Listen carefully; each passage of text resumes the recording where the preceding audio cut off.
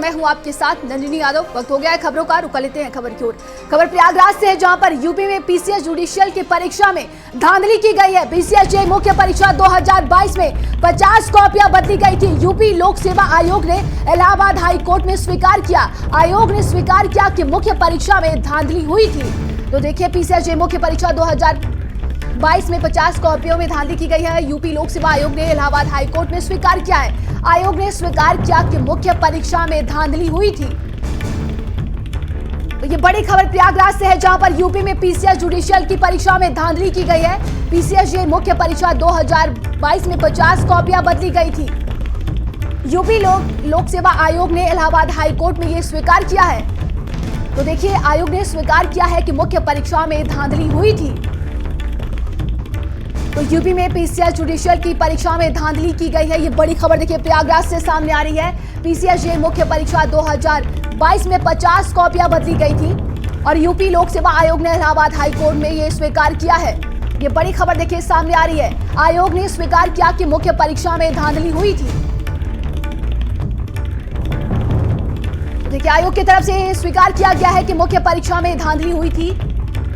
UPPSC में PCS की कॉपियां बदलने, घूस का मामला भी सामने आया है। रिश्वत लेकर अभ्यर्थियों को पास कराने का ये मामला खुला। ये बड़ी खबर देखिए सामने आ रही है। पीसीएस जे परीक्षा से अधीनस्थ कोर्ट में जज बनाए जाते हैं। तो यूपी में पीसीएस जुडिशियल की परीक्षा में धांधली की गई है। लोक सेवा आयोग ने यह स्वीकार किया है। पीसीएस जे मुख्य परीक्षा 2022 में 50 कॉपियां बदली गई थी और यूपी लोक सेवा आयोग ने इलाहाबाद हाई कोर्ट में इसको स्वीकार किया है।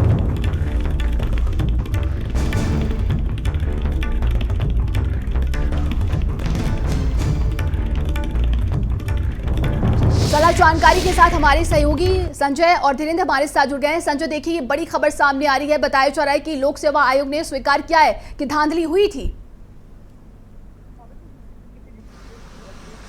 बिल्कुल, जिस तरीके से यूपीपीएससी जे की एग्जाम की मामले सामने खुल करके आ रहे हैं, उसमें बताया जा रहा है कि 50 कॉपियां ऐसी हैं जो प्रवाहित की गई थी, जिस पर कि हैंड राइटिंग मिसिंग है। साथ ही साथ कुछ पेज हैं जो ऐसे हैं वो फाड़े गए थे। इसको लेकर के आयोग ने खुद इस बात को स्वीकार किया है। तो कहीं ना कहीं जो सवाल लगातार उठ रहे थे आयोग पर कि धांधली हुई है, घूसखोरी की गई है और कहीं ना कहीं आर्थिक हेर फेर किया गया है लोगों को पास कराने के नाम पर। तो ऐसे में कृष्णकांत पांडे ने जो पीआईएल दाखिल की थी कोर्ट में, हाई कोर्ट में, वहां पर यह खुल करके मामला सामने आया है। आयोग ने खुद स्वीकार किया है। साथ ही साथ 8 जो जुलाई है अगली सुनवाई वहां पर लगी हुई है। देखना दिलचस्प होगा कि आयोग जो सीधे तौर पर आरोप के घेरे पर आ रहा है और आयोग के अध्यक्ष जो सीधे तौर पर आरोप के घेरे पर आ रहे हैं, उन पर सरकारी कार्रवाई क्या होती है। क्योंकि कोर्ट ने जिस तरीके से इस पूरे मामले को कोर्ट में माना, स्वीकार किया गया है, उससे ये स्पष्ट हो चुका है कि कहीं ना कहीं जो 50 कॉपियां थी वो प्रभावित हुई थी।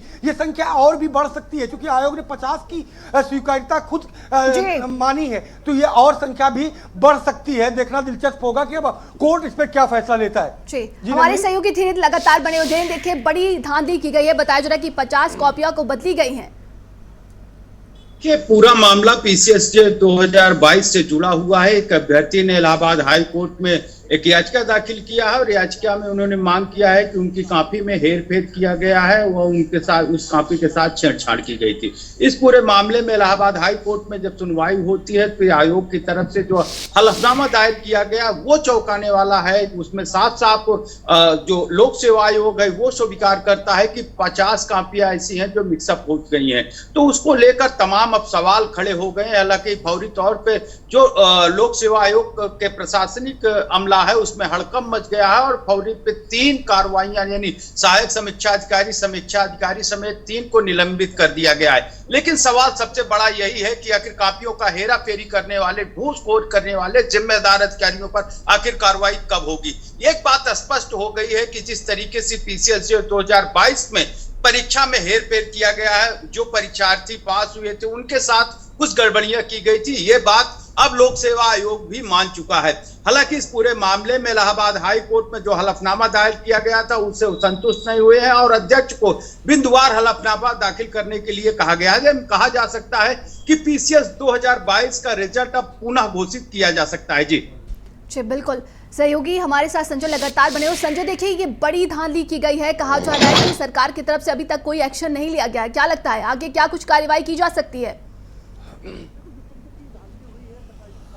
बिल्कुल, जिस तरीके से ये धांधली हुई है, तकरीबन 50 पेपर्स जो हैं प्रभावित किए गए हैं, उन पे जो पीआईएल दाखिल की गई है, पीआईएल में मालूम चला है और आरोप लगाए गए हैं कि उनके कॉपियों के पेज फाड़े गए हैं, कुछ की हैंड राइटिंग चेंज की गई है।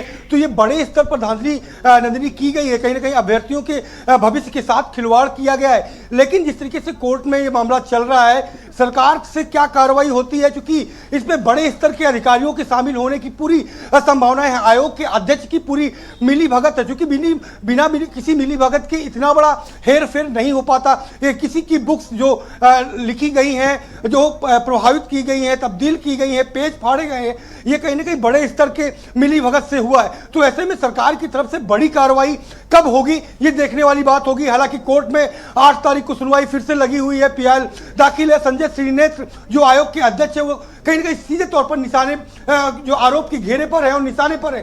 तो देखना दिलचस्प होगा कि सरकार की ओर से बड़ी और कड़ी कार्रवाई क्या होती है। जी बिल्कुल, सहयोगी धीरेन्द्र लगातार हमारे साथ बने हुए। धीरेन्द्र, देखिए कहा जा रहा है कि रिश्वत लेकर अभ्यर्थियों को पास कराने की बात कही जा रही है। कितना रिश्वत लिया गया है, इसकी कोई जानकारी है क्या? देखिए, हम आपको बता दें कि लोक सेवा आयोग जिस तरीके से हमेशा सुर्खियों में रहा है, चाहे वो 2012 में अभ्यर्थियों ने लगातार वहां पर प्रदर्शन किया था और जिस तरीके से पेपर्स लीक के मामले सामने आ रहे थे, अब ये बात साफ तौर पे स्पष्ट हो गई कि पीसीएसजे 2022 के जिस तरीके से 50 कापियों के साथ हेराफेरी की गई है, उसको फाड़े गए हैं और उसको खुद लोक सेवा आयोग ने स्वीकार किया है। हालांकि अपना गर्दन बचाते हुए 3 ऐसे जो वहां पर जिम्मेदारी तय की गई है, उनको निलंबित कर दिया गया है। लेकिन सवाल यही उठता है कि जो बड़े जिम्मेदार हैं, आखिर उन पे कार्रवाई क्यों हो रही? जब अपनी गर्दन फंसती देखते हैं तो नीचे के कर्मचारियों को बलि का बकरा बनाकर उनको निलंबित कर दिया जाता है। हालांकि इस पूरे मामले में अब 8 जुलाई को फिर से हाईकोर्ट में सुनवाई होना है। व्यक्तिगत लोक सेवा आयोग के अध्यक्ष को हलफनामा दाखिल करना है इलाहाबाद हाईकोर्ट में। अब देखने वाली बात होगी कि इलाहाबाद हाईकोर्ट इस पूरे मामले में क्या फैसला सुनाता है। जी बिल्कुल संजय, देखिए इतनी बड़ी धांधली की गई और सिर्फ 3 लोगों पर अभी तक कार्रवाई की गई है।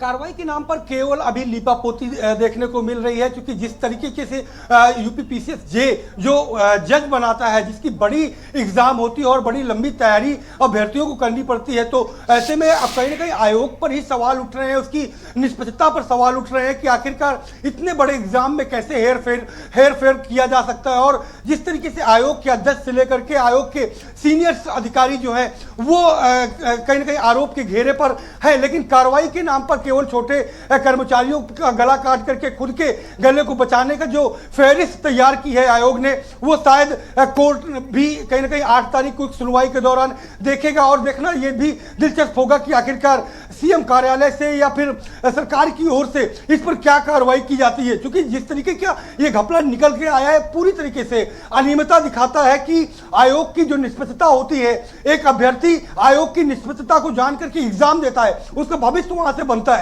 उसके भविष्य के साथ किस तरीके से अनियमितता की गई है, खिलवाड़ किया गया है लोगों के भविष्य के साथ में, यह बड़ी बात है अपने आप में। जी नंदिनी, जी तमाम जानकारी के लिए आप दोनों का बहुत बहुत धन्यवाद है।